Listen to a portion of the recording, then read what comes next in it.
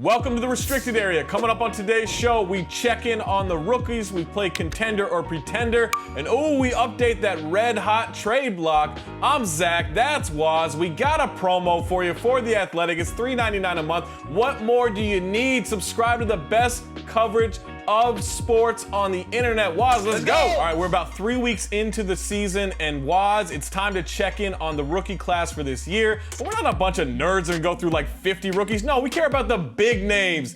Anthony Edwards, James Wiseman, LaMelo Ball. That's 1, 2, 3 on the draft order. That's who we're going with. We'll start with Edwards in Minnesota, the rookie guard. Man, he is incredible. So he's working his way through some mistakes and some successes, but he's not gun shy. His athleticism is insane. Kid's got bounce. Oh, man. And so he had a mistake against the Spurs this last week in which they're down 3. They got a timeout. He gets the ball. He starts to get into a layup and then decides, we're down 3. Got to kick it to a shooter. Turns it over. So what does Ricky Rubio do? He takes him over, explains the situation to him, what their options are. He absorbs it. He learns from it. He'll be better for it. Yeah, if you're a Bulls fan, you got to love your number 1 pick. Gladly taking constructive criticism and coaching from one of the most high IQ guys in the league. Now, he is only shooting 38% overall, 27% from 3, PER in the single digits at 9. That's pretty ugly, but it's very early on in his career. As you mentioned, proof of concept of his NBA level elite athleticism is already there. You like his aggression. He looks good early on. Too many numbers, Waz. I said we're not going to be nerds. All right, let's move on to James Wiseman. Big man in the Bay. Not playing a ton of minutes, but man, in those minutes he's producing, including this big dunk he had against the Raptors. Let's check this out, Waz. Look at this big man handling the ball, going coast to coast. That's what like Giannis does. We hated on him in the preseason for dropping a sizzle reel of his Allen Iverson-like dribbling, which, whatever, he's proven us to be idiots. But what I like most of all is he's already got gravitational pull with his elite level already of vertical spacing, right? He's an alley-oop threat every single time somebody touches the ball. He's got that synergy with Draymond and Steph Curry already, and he's flashing a little bit of brilliance on defense. He's huge, he's agile, he's got a great motor. Super excited about this young kid, man. All right, let's go on to LeVar Ball's youngest son, LaMelo. Waz, let's remember this pass in the preseason. NBA account tweets out, he's making it look easy on a night where his stats were terrible. Everyone overreacts, but look at this pass, Waz. This is ridiculous. You don't just do this as a rookie. All I'm gonna say is 6'8".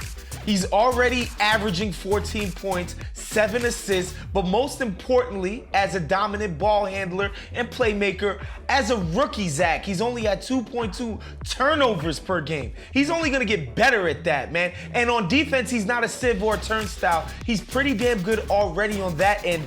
The haters are sick right now, Zach. He's contributing to winning basketball with the Charlotte Hornets. He's flirting with triple doubles left and right. Waz, this kid's good. Don't be mad at his dad and take it out on him. He's good, he's fun, enjoy him. We've got a new segment on the restricted area called Contender Pretender. All right, Yolanda Vega, easy there, killer. Oh, you know, Waz, it's kind of like when the boxing guys go, let's get ready to roll. Whoa. We do not want to get sued. We just started this program.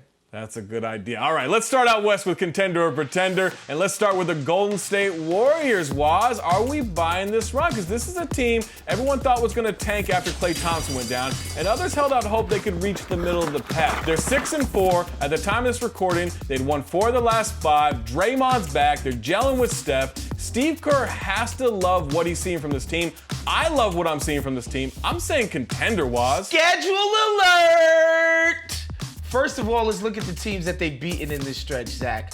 The Kings, a.k.a. the Knicks East. No good. They split with the Clippers, which was nice. The Clippers, another historic collapse in the process of doing so. So that was definitely a nice victory. They beat the Raptors, who absolutely stink right now. And yes, they beat the Blazers in what was literally the best game of Steph Curry's life. Now, they are trending in the right direction, right? We mentioned that Raptors victory where Steph Curry actually went 3 for 18 and they still managed to pull out that win. I think that's a step in the right direction, showing you that other guys are stepping up even when Steph isn't playing like a world beater. In the words of J.E. Skeets, welcome to Wiggins Island. Moving to the Eastern Conference, the Boston Celtics are on a 4-game winning streak. Jaylen Brown is cooking. That offense is humming. Waz, your boy, Kemba Walker from New York, he's coming back pretty soon. They got a lot of things going for them. Jason Tatum's amazing. I'm saying easy contender. Not so fast, my friend. Yes, the Celtics are playing incredibly on offense right now. They can't miss a three to save their lives, which is great. And although their defense has been really bad to start the season, this group and core has proven themselves to be an elite unit on that end of the floor historically. So I'm not too worried about that. What I would be worried about is your boy, Jason Tatum, scoring 72 points per 100 possessions in isolation this season. That's worse than an Andre Drummond post-up. Basically, he's Kendrick Perkins in isolation, Zach. Come. Oh, yes, I'm the great pretender. All right, let's head back out west with the Los Angeles Clippers. Kawhi Leonard recently surpasses 10,000 career points in a thrilling win over the Chicago Bulls. But at the time of this recording, they're 7-4. They've got an elite offense, but they have a bottom 5 defense. That's got to be concerning. After losing that 22-point lead to the Warriors and losing that game, Kawhi Leonard said, we have to change, pretty much. Waz, the defense is a problem, but are you worried enough to take away the contender status? Nah, I'm not worried. I watched the first game of the season against the Lakers where they were active and engaged on defense. They were swarming guys. They actually did a pretty good job defending the Lakers, and they have basically for the last year and change since the start of the 2019-20 season. So I'm not too worried about them on that end. I think when it counts, they'll be ready. It's still very early on in the season. I remain bullish on the Clip Show contender. Oh, if we're judging them against the Lakers, then I hear you. Pretenders, get them out of there. The Lakers are way better. What are we doing? They're the Clippers. All right, trade season is all season in the NBA, and Bradley Beal is the talk of the town.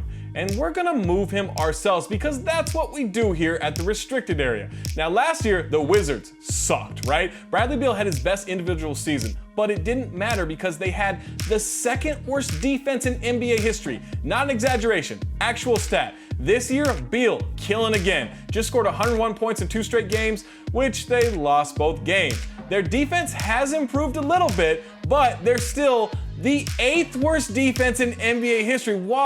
How do we get Bradley Beal to put himself on the trade block? And Zach, we can't forget about friend of the show, Russell Westbrook's role in all of this, as he plays a really integral part because he was brought in the offseason to replace John Wall. Our guy, John Hollinger, sums it up pretty nicely this week in his latest piece where he says, quote, Washington gave up a first-round pick to convert John Wall into Westbrook.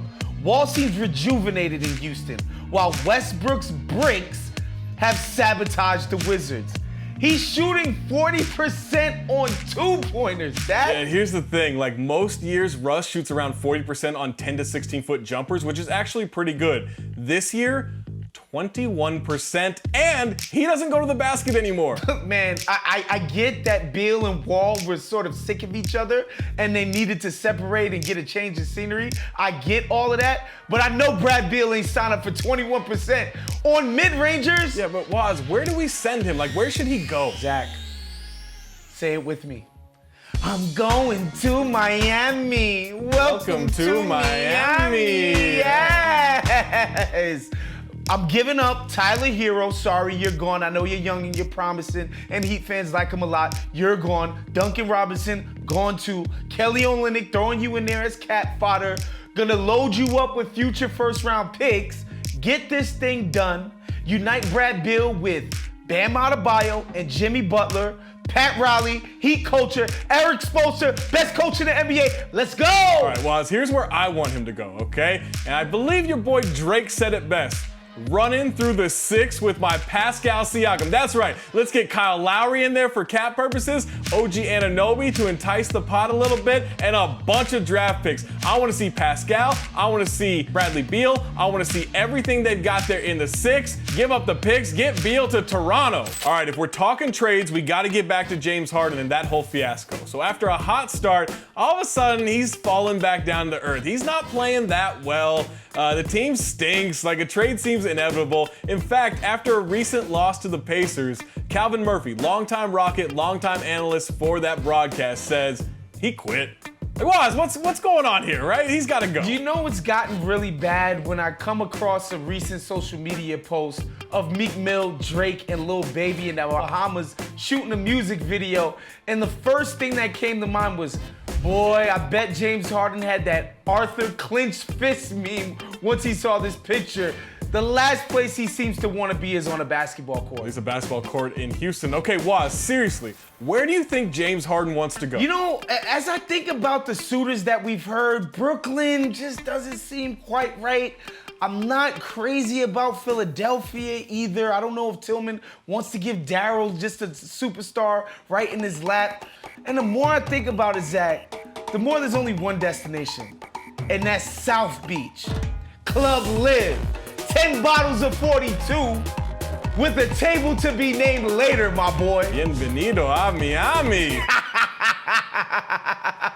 That'll do it, everybody. Thanks for watching The Restricted Area. Make sure you subscribe to The Athletic's YouTube channel for more videos, and check out The Athletic NBA Show podcast, free wherever you find podcasts, and ad-free when you subscribe to The Athletic.